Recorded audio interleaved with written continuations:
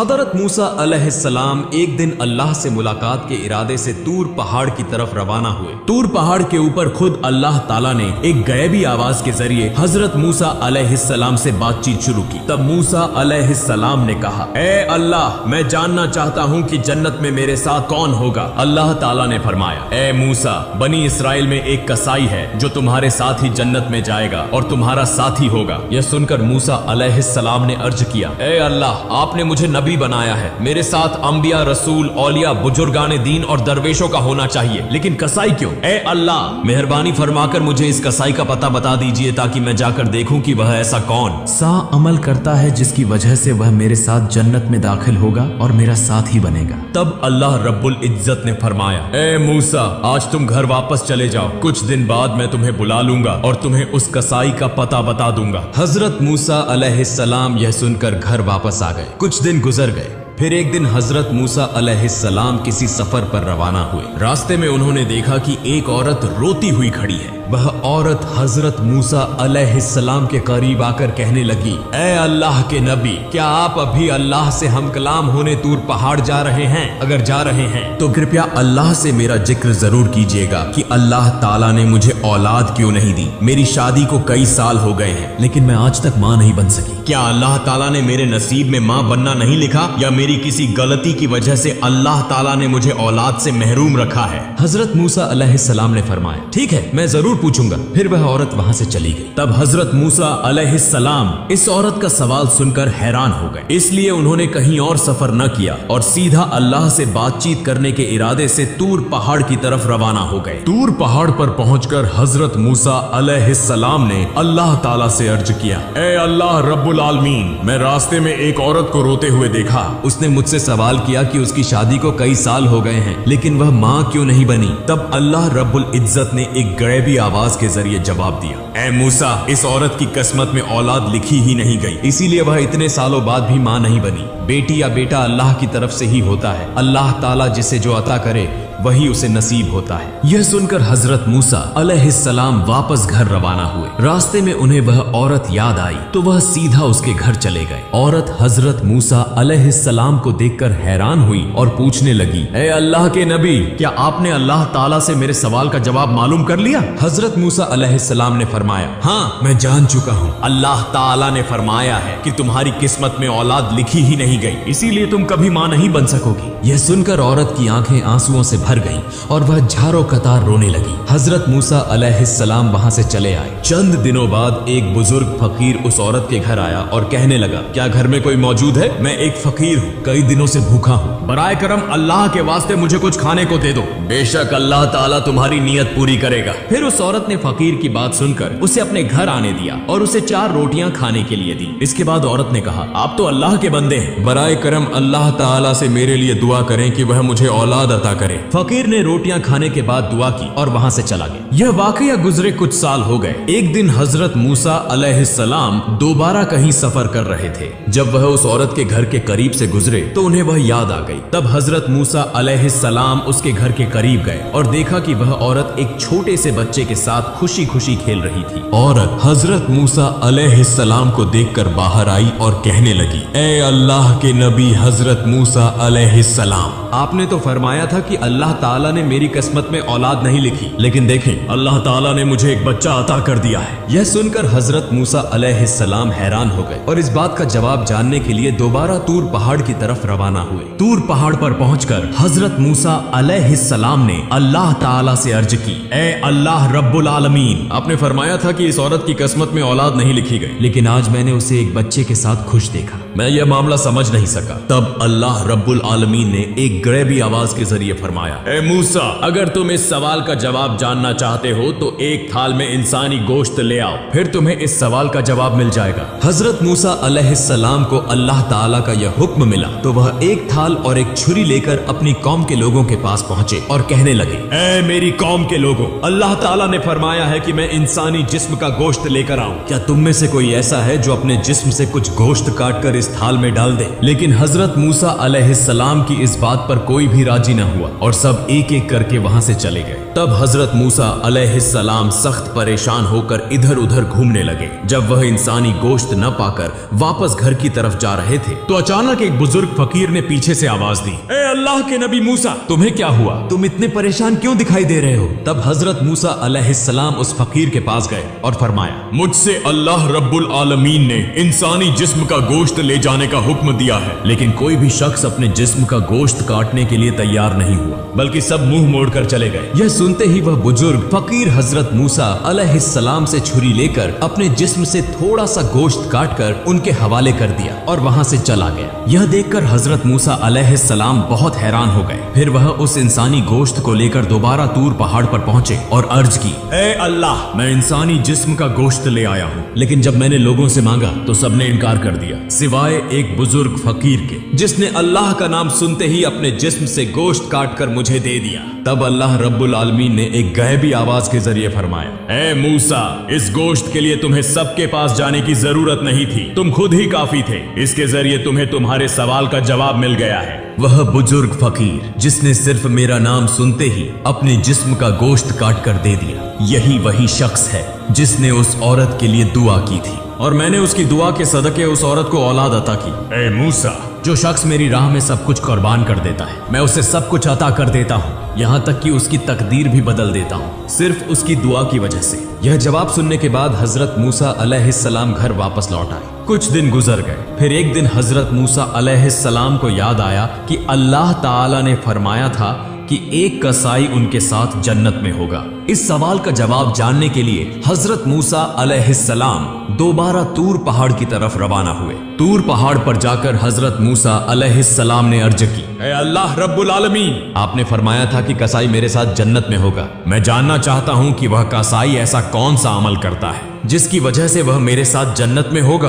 फिर अल्लाह रब्बुल आलमीन ने एक गैबी आवाज के जरिए उस कसाई का पता बता दिया। अगले दिन हजरत मूसा अलैहिस्सलाम एक मुसाफिर के रूप में उस कसाई की दुकान से कुछ फासले पर खड़े होकर उसका मुशाहिदा करने लगे। हजरत मूसा अलैहिस्सलाम ने गौर किया कि उस कसाई में कोई खास इबादत नजर नहीं आ रही। वह सिर्फ गोश्त काटता है और जो सबसे अच्छा गोश्त होता है उसे अलग एक तरफ रख देता है। कुछ देर बाद हजरत मूसा अलैहिस्सलाम ने देखा कि कसाई उन गोश्त के टुकड़ों को लेकर अपने घर की तरफ रवाना हो गया। हजरत मूसा अलैहिस्सलाम भी उसके पीछे चल पड़े। जब कसाई अपने घर पहुंचा तो हजरत मूसा अलैहिस्सलाम ने दूर से उसका घर देखकर उस दिन के लिए वहां से वापसी का फैसला किया। अगले दिन हजरत मूसा अलैहिस्सलाम दोबारा उस कसाई के घर गए और दरवाजे पर दस्तक देकर कहा, घर में कोई है? मैं एक मुसाफिर हूँ। लेकिन अंदर से कोई जवाब ना आया तो हजरत मूसा अलैहिस्सलाम ने सोचा कि शायद घर में कोई नहीं है। फिर वह दोबारा कसाई की दुकान के करीब आकर खड़े हो गए और दूर से उस पर नजर रखने लगे। हजरत मूसा अलैहिस्सलाम ने देखा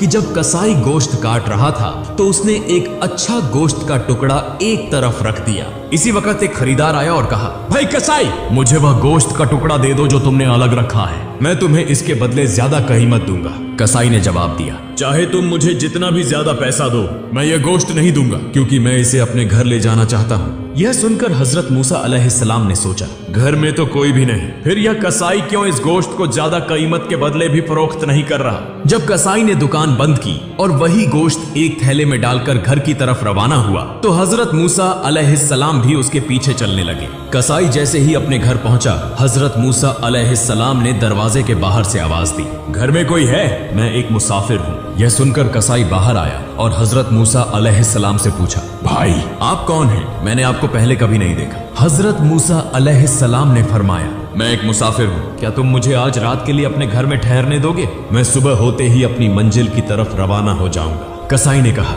हाँ क्यों नहीं, आइए मेरे घर के अंदर तशरीफ लाइए। घर के अंदर जाकर कसाई ने कहा, मुसाफिर भाई आप यहाँ बैठें, मुझे साथ वाले कमरे में कुछ काम है। यह कहकर कसाई दूसरे कमरे में चला गया। हजरत मूसा अलैहिस्सलाम ने देखा कि वह कमरे में जाकर रोटी तैयार कर रहा है और गोश्त पका रहा है। कुछ देर बाद हजरत मूसा अलैहिस्सलाम ने यह मंजर देखा कि कसाई एक कोने से एक बड़ी सी टोकरी में किसी बूढ़ी खातून को निहायत अदब के साथ बाहर ला रहा है। फिर वह इंतहाई मोहब्बत और शफकत के साथ उस बूढ़ी खातून को खाने के लुक्मे खिला रहा है, बिल्कुल उसी तरह जैसे एक माँ माँ अपने नन्हे बच्चे को प्यार से खिलाती है। फिर कुछ देर बाद कसाई कुछ गोश्त और रोटी लेकर हजरत मूसा अलैहिस्सलाम के पास आया और कहा, ए मुसाफिर भाई, ये लो तुम्हारा खाना। तुम्हें खाने देने में मुझे कुछ देर हो गई। दरअसल मुझे एक काम था, इसीलिए मैं पहले खाना न दे सका। हजरत मूसा अलैहिस्सलाम ने फरमाया, पहले ये बताओ कि यह बूढ़ी खातून कौन है? कसाई ने जवाब दिया, यह मेरी माँ है। मेरी माँ के सिवा इस दुनिया में मेरा कोई नहीं और मेरी माँ के लिए भी इस दुनिया में मेरे अलावा कोई नहीं। मेरी माँ बहुत बूढ़ी हो चुकी है, वह ठीक से चल फिर नहीं सकती और न ही खुद से खा सकती है। इसलिए मैं रोजाना दुकान से अच्छे और नरम गोश्त के टुकड़े अलग रखता हूँ और घर आकर उनको पकाकर अपनी माँ को खिलाता हूँ। यह कहकर कसाई अपने काम में मशगूल हो गया। हजरत मूसा अलैहिस्सलाम ने कसाई की अपनी माँ के लिए ऐसी अकीदत, मोहब्बत और खिदमत देखकर हैरान रह गए। फिर हजरत मूसा अलैहिस्सलाम ने देखा कि वह बूढ़ी माँ आंखों से आंसू बहा रही है और हाथ उठाकर अल्लाह के हुजूर दुआ कर रही है, ऐ मेरे अल्लाह, तू रहमान और रहीम है, गफूर और रहीम है, तुझे सबका हाल मालूम है। जमीन पर कोई ऐसा नहीं जिसकी खबर तुझ तक न पहुंचती हो। मेरा बेटा कसाई मेरी खिदमत में लगा रहता है और मैं इससे बहुत खुश हूँ। ऐ अल्लाह, मैं माँ होने के नाते तेरे दरबार में दुआ करती हूँ। मैंने सुना है कि बनी इसराइल में सबसे बड़े पैगंबर हजरत मूसा अलैहिस्सलाम है। ऐ अल्लाह, मेहरबानी फरमा और मेरे बेटे कसाई को हजरत मूसा अलैहिस्सलाम के साथ जन्नत में जगह अता फरमा। यह सुनकर हजरत मूसा अलैहिस्सलाम घर वापस न गए बल्कि दोबारा तूर पहाड़ की तरफ रवाना हो गए। तूर पहाड़ पर पहुंचकर हजरत मूसा अलैहिस्सलाम ने अर्ज की, ऐ अल्लाह, मैं कसाई के घर गया और मैंने देखा कि उसने सिवाय अपनी माँ की खिदमत करने के कोई खास अमल नहीं किया। तब एक गैबी आवाज आई, ऐ मूसा, जान लो कि वह अमल जिसकी वजह से कसाई तुम्हारे साथ जन्नत में जाएगा, वह उसकी अपनी माँ के लिए बेपनाह अकीदत, मोहब्बत और खिदमत है। कसाई की माँ ने आंसू बहाकर अपने बेटे के लिए दुआ की कि वह हजरत मूसा अलैहिस्सलाम के साथ जन्नत में हो। और याद रखो, अल्लाह ताला माँ की दुआ कभी रद्द नहीं करता। ऐ मूसा, कसाई का असल अमल उसकी माँ की बेलौस खिदमत और मोहब्बत है, जिसकी बदौलत वह तुम्हारे साथ जन्नत में होगा। इस तरह वक्त गुजरता गया और हजरत मूसा अलैहिस्सलाम ने अल्लाह ताला के दिए गए तमाम अहकाम और फराइज को बखूबी अंजाम दिया। अब आराम का वक्त था क्योंकि हजरत मूसा अलैहिस्सलाम की उम्र काफी ज्यादा हो चुकी थी। हजरत मूसा अलैहिस्सलाम दिल में गुजरे हुए वाकयात के बारे में सोच रहे थे कि अचानक मलैकुल मौत हजरत अजराइल अलैहिस्सलाम हाजिर हो गए। हजरत मूसा अलैहिस्सलाम ने पूछा, क्या तुम मेरी रूह कब्ज करने के लिए आए हो? हजरत अजराइल अलैहिस्सलाम ने फरमाया, जी हाँ, अल्लाह ताला के हुक्म के मुताबिक। अब आपकी रूह कब्ज करने का वक्त आ चुका है। हजरत मूसा अलैहिस्सलाम ने फरमाया, क्या तुम मेरी रूह मेरे मुंह से निकालोगे? हालांकि मैंने इसी जुबान से बराह रास्त अल्लाह ताला से कलाम किया है। फिर फरमाया, अच्छा, तो क्या तुम मेरी रूह मेरी आंखों से निकालोगे? हालांकि इन्हीं आंखों से मैंने अल्लाह के नूर का दीदार किया है। तब हजरत अजराइल अलैहिस्सलाम ने फरमाया, फिर मैं तुम्हारी रूह तुम्हारी नाक के जरिए निकालूंगा। हजरत मूसा अलैहिस्सलाम ने फरमाया, इसी नाक के जरिए मैंने अल्लाह ताला के जलवे और जन्नत की खुशबू सूंघी है। यह सुनकर हजरत अजराइल अलैहिस्सलाम ने कहा, मैं इतनी बहस के लिए नहीं आया, मुझे जैसे हुक्म दिया गया है मैं वैसे ही तुम्हारी रूह कब्ज करूंगा। यह सुनकर हजरत मूसा अलैहिस्सलाम को शदीद गुस्सा आ गया और उन्होंने हजरत अजराइल अलैहिस्सलाम को जोर से एक थप्पड़ मारा, जिससे हजरत अजराइल अलैहिस्सलाम की एक आंख निकल गई। फिर हजरत अजराइल अलैहिस्सलाम फौरन अल्लाह ताला के दरबार में हाजिर हुए और सारा वाकया बयान कर दिया। अल्लाह ताला ने हजरत अजराइल अलैहिस्सलाम की आंखें दुरुस्त फरमा दी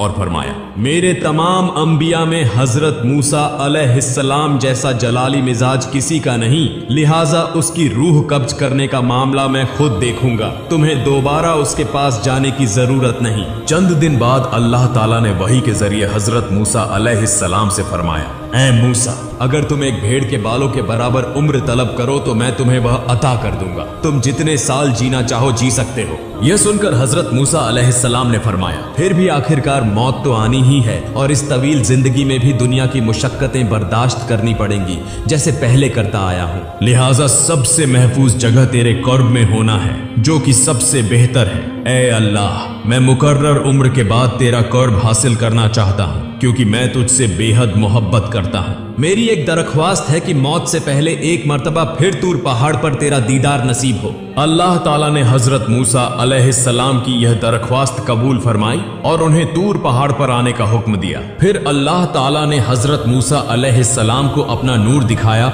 और उनसे गुफ्तगू फरमाई। आखिर में हजरत मूसा अलैहिस्सलाम ने दुआ की, ऐ अल्लाह, मेरी कौम पर कोई अजाब नाजिल न फरमा, बल्कि अपनी रहमत के साए में उन्हें पनाह दे और उनके रिजकर का बंदोबस्त फरमा ताकि वह भूख से न मरे। अल्लाह ताला ने फरमाया, मैं ईमान वालों, नाफरमानों, हत्ता की काफिरों और तमाम मखलूकात का रब हूँ। मैं किसी को भी भूखा नहीं छोड़ता, जो जहां भी हो मैं उसका रिजकर वहीं पहुंचाता हूं। फिर अल्लाह ताला ने हजरत मूसा अलैहिस्सलाम को हुक्म दिया कि वह पहाड़ पर अपना असा मारे। जब हजरत मूसा अलैहिस्सलाम ने पहाड़ पर असा मारा तो वहां से एक दरिया बहने लगा। फिर अल्लाह ताला ने दोबारा दरिया पर असा मारने का हुक्म दिया। जब हजरत मूसा अलैहिस्सलाम ने मारा तो एक पत्थर बहता हुआ नजर आया। अल्लाह ताला ने फरमाया, अब इस पत्थर पर असा मारो। जब हजरत मूसा अलैहिस्सलाम ने पत्थर पर असा मारा तो उसमें से एक कीड़ा निकला जिसके मुंह में एक हरा पत्ता था। यह मंजर देखकर हजरत मूसा अलैहिस्सलाम सजदे में गिर गए। कुछ वक्त बाद हजरत मूसा अलैहिस्सलाम को सलाम के साथ रुखसत किया गया। तूर पहाड़ से उतरकर जब वह कुछ दूर पहुंचे तो उन्होंने 7 आदमियों को एक कब्र खोदते देखा। हजरत मूसा अलैहिस्सलाम ने उनसे पूछा, भाइयों, तुम इस वीरान जगह पर किसकी कब्र खोद रहे हो? वे बोले, हम एक अजीमुल मर्तबत शख्सियत की कब्र खोद रहे हैं। आप भी हमारे साथ इस कार सवाब में शरीक हो सकते हैं। तब हजरत मूसा अलैहिस्सलाम भी उनके साथ कुछ देर कब्र खोदने लगे।